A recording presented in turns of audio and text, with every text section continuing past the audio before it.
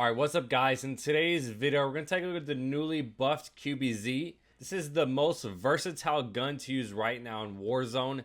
It can be a sniper support, an SMG, and even better as a long-range assault rifle. We're going to break down those three different class setups and then compare those SMG setups and that long-range setup to the other current meta weapons to see where this gun ranks in the current meta. If you guys do enjoy the content like this, you guys are new to the channel, make sure you guys do hit the subscribe button down below. The one thing I want to talk about first is going to be the best overall class setup for each of those three setups. Number one is going to be the long range setup, the agency suppressor, the task force barrel, field agent, the 60 round fast mag, and the axial arms 3 times. The one thing I want to quickly cover first is why I am going to recommend the 60 round fast mag on every single class setup. And that is because it is currently bugged. So we're going to quickly take a look at here is going to be how the 60 fast mag is actually bugged and has no effect on your ADS. So on the left, you guys will see this is the 60 round fast mag. On the right is the 60 drum mag. In the middle is your overall ADS speed. So this is going to kind of show how a lot of the YouTubers do the testing and I do my personal testing. As I'm clicking my right on my keyboard, you're basically getting the overall ADS speed.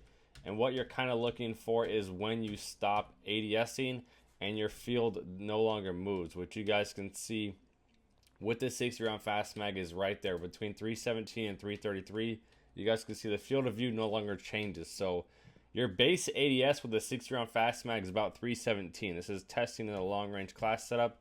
Obviously, if you go 1, 2, 3, 4 frames more at 400 milliseconds, you finally stop ADSing. So to have a 317 millisecond ADS on a long range class setup is the fastest ADSing gun by far. The one thing with the overall reload time, which is this one here, basically I shoot the bullet and you guys are going to see it just kind of counts it.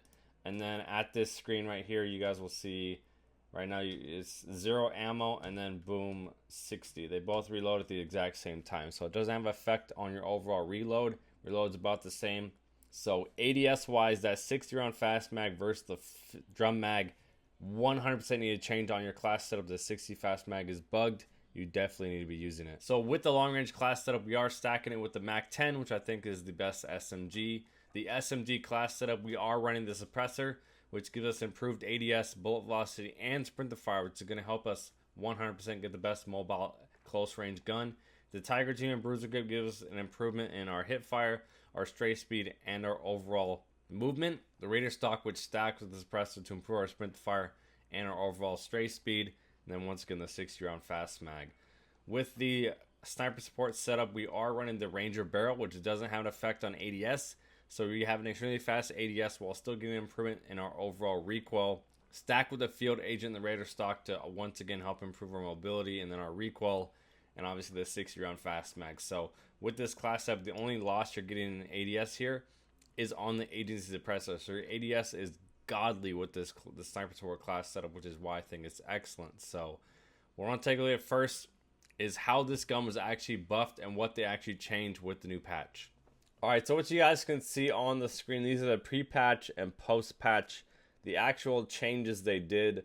The movement speed and stray speed of this gun was as good as an SMG. This is basically the Modern Warfare MP5 here.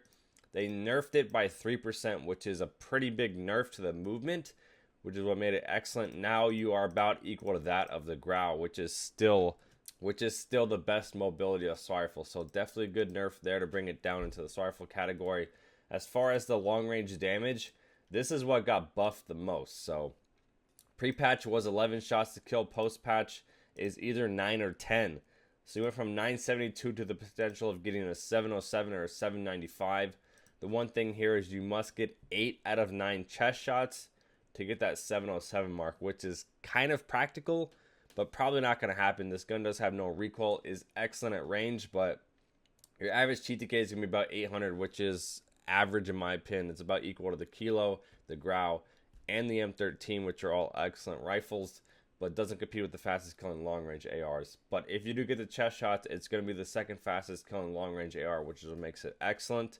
As far as the close range, they ended up lowering the they ended up buffing the multipliers from, it was 1.0 and 1.1 to 1.1 and 1.2, which is now going to give you more chest shot damage, which is going to lower your time to kill and your shots to kill. So Now it requires one less chest shot, which is going to help your time to kill get improved. So not only did they buff the close range, they hugely buffed the long range, which is the only gun that got double buffed to improve both. Pretty much every other gun got the close range nerfed. So by this gun getting the close range buffed, it's 100% going to make it one of the fastest killing guns up to its base range, which is a massive buff. Like I said, these are all huge buffs. 2 less shots at range, and then 1 less shot up close, which is a massive, massive improvement to it. So want to take a look at next is take these numbers and then compare them versus the top SMGs and the top assault rifles at range, because I did say this was an excellent SMG. So we're going to compare it versus the top SMGs first. So we did have the QBZ as an SMG class setup. These are the time to kill charts, but what I think is the most important factor is the actual ability. The reason I do think it has the potential to be an SMG is these numbers right here. When you take a look at the overall ADS, it's the fastest out of all these guns. Obviously, these class setups are built by what I think is most popular. If you do run a suppressor on here, in my opinion, that's only going to help the QBZ, because you might get a faster ADS with the other weapons, but your range is going to go down significantly. And that's where the QBZ is best. So with that suppressor, 45 round mag has no effect on your ADS. You have the fastest ADS out of every SMG. These are the only ones that are closest to it. Then you look at their movement speed. We have the Brute Grip and the Tiger Team. Even though they nerfed it, it still has the best mobility out of every assault rifle. You get about as fast a movement speed as the MAC-10, the Colt MP5, the PPSH, and the Bullfrog, which is what makes it incredible. Tiger Team, Raider stock equipped. Your stray speed is slightly worse than the MAC-10, Milano, and PPSH. And you can see versus both MP5s, significantly better. So that is what makes it excellent. Movement speed is top tier. ADS is the best. Stray speed is top tier.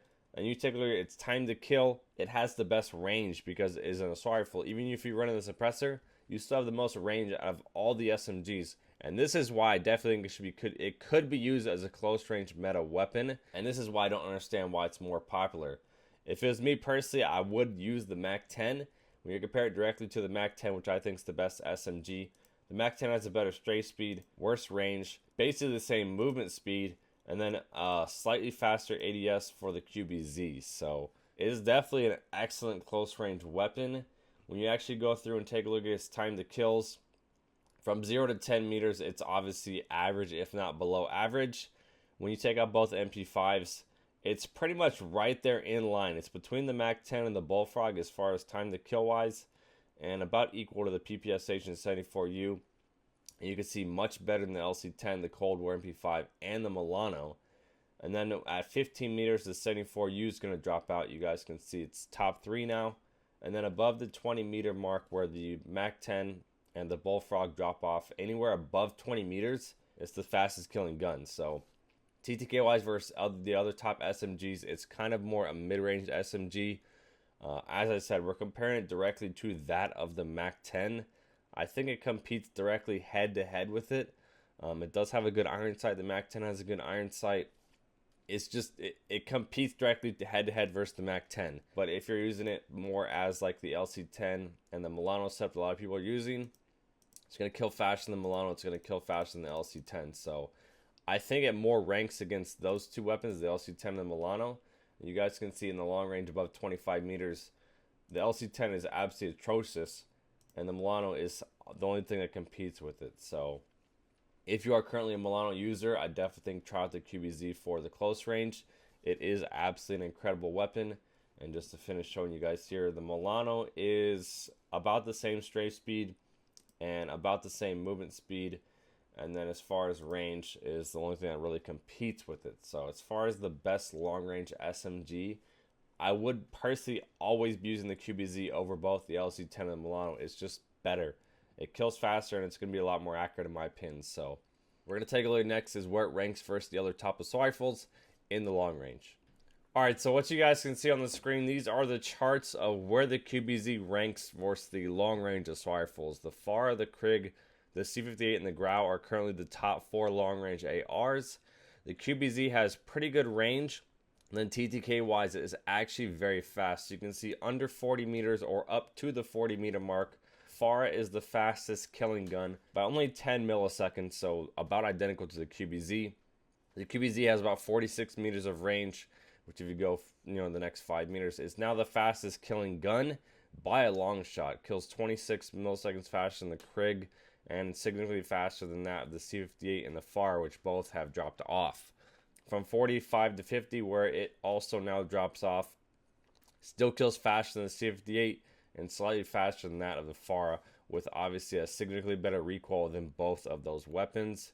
From 50 meters, the GFUEL is now going to drop off. It's now the third fastest killing. Then anywhere in the long range above the 55 meter mark, the QBZ is the second fastest killing gun. So in your base range, it's the fastest or the second fastest up to the 46 meter mark. And then beyond 55 meters, which are, in my opinion, the two most important stats, it's either fastest or second fastest, and then also second fastest. So TTK wise, it has a very high kill potential. With a low amount of recoil, it's very accurate. So it's really easy to hit those shots where you're going to be able to actually maintain those chest shots to keep that time to kill low. The one negative about this weapon is the headshot multiplier. It requires 3 headshots up close and then 4 headshots at range. So when you compare it to like the C58 and the GFUEL, the C58 requires 1 headshot to go from 759 to 651, and the GFUEL requires 1 headshot to go from 822 to 740. So it might be one of the fastest killing weapons, but the time to kill potential, which to me is one of the most important factors, is the lowest out of all these guns. So if you don't get 8 of the 9 chest shots here at this long range, you're going to go down to the 795. And then if you do include the 3 headshots it requires, that headshot effectiveness is lower, and you must get like 100% chest shots to also maintain that. Like I said, with the 2 slowest killing guns at the long range, these both require only 1 headshot. So it might have amazing time to kill potential, but when you actually look at the reality of it and where it ranks versus other guns, they have much better headshot effectiveness, and especially at long range, the 2 slowest killing guns have a significantly better headshot effectiveness than the QBZ. So TTK wise, I would consider it average, but in reality, it might not be the most effective weapon TTK wise. So I do think it's definitely in the top 5 with these weapons. But if you're asking honest opinion after reviewing the information, I would personally use the Krig over it. I'll use the C58 over it, and I will use the GFUEL over it. The only gun that I might think about using it over would be the FARA. So it's definitely my top 4, if not top 5 long-range ARs. I'm still surprised people are not using it because it is an incredible weapon. So that's pretty much it for the video. I do think the QBZ is best as a support. The fact that it has a bugged attachment, which is when the FAR was one of the most popular guns, it had a bugged attachment as well. It has good range, has good velocity, and good recoil. It kind of does everything, and it does everything well. It's not going to be as good at killing as some of those other long-range weapons. It's not going to be as good as some of those close-range SMGs. In my opinion, it's a best as a mid-range rifle, which would be the sniper support setup, which is that class setup on screen. So if you guys do enjoy the video, it does help you out anyway, please leave a like. Leave a comment down below if there's any videos or guns you guys want me to go in depth on like I did with this one. And if you guys are new to the channel, you guys are still watching, you guys have not subscribed, make sure you guys hit the subscribe button down below. As well as my GFUEL code is currently 30% off. They are running a Christmas and July sale where you're already getting like a 20%, a 50% discount on the tubs on top of the 30%. So if you guys want to buy anything on gfuel.com, use code Trapgod. Hopefully you guys enjoyed, and I'll see you guys in the next video.